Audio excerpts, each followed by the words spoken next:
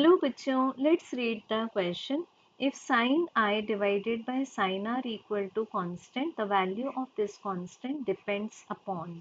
First दिया है हमें pair of media, second is color of incident light, third is wavelength and the fourth is refracting nature of material.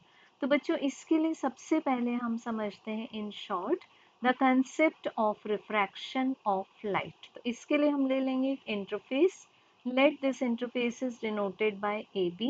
तो मान लेते हैं AB के अपर पार्ट में प्रेजेंट है मीडियम 1 जिसका रिफ्रैक्टिव इंडेक्स है μ1 एंड AB के बिलो पार्ट में सिचुएटेड है मीडियम 2 जिसका रिफ्रैक्टिव इंडेक्स है μ2. अब बच्चों यहाँ कंसीडर करेंगे एक पॉइंट ऑफ इंसिडेंस और इस पर ड्रॉ कर लेंगे normal. So this is the normal to the interface AB.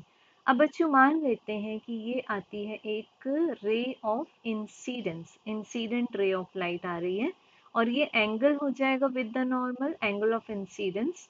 अब if μ1 is less than μ2 it mean जो मीडियम 1 है वो रेयरर मीडियम है and medium 2 is the denser medium. तो ये जो लाइट रे है वो अपने एक्चुअल पाथ से ना जाकर नॉर्मल की तरफ बेंड हो जाएगी क्योंकि रेयर टू डेंसर रिफ्रैक्शन है. तो ये आ जाएगा हमारे पास में angle of refraction and this रे विल बी द रिफ्रैक्टेड रे ऑफ लाइट. तो बच्चों अब यहाँ डिपेंड करता है μ1 एंड μ2 की वैल्यूज पर कि स्नेल्स लॉ से जो हमें sine i divided by sine r मिलता है बिकॉज इसको डिफाइन किया था स्नेल ने. तो this is 1 μ2 which is equal to μ2 divided by μ1.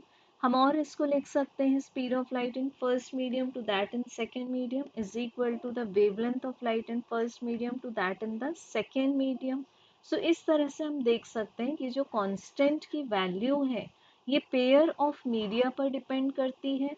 Then incident light कौन से कलर की है, इट मीन्स ये लैम्डा 1 क्या है उसके अकॉर्डिंग लैम्डा 2 म्यू की वैल्यू से डिसाइड होगा.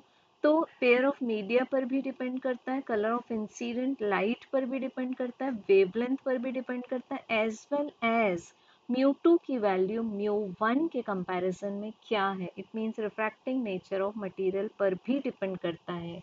तो ये जो कांस्टेंट है वो चारों फैक्टर्स पर डिपेंड करता है. So correct answer will be option number D. Thank you.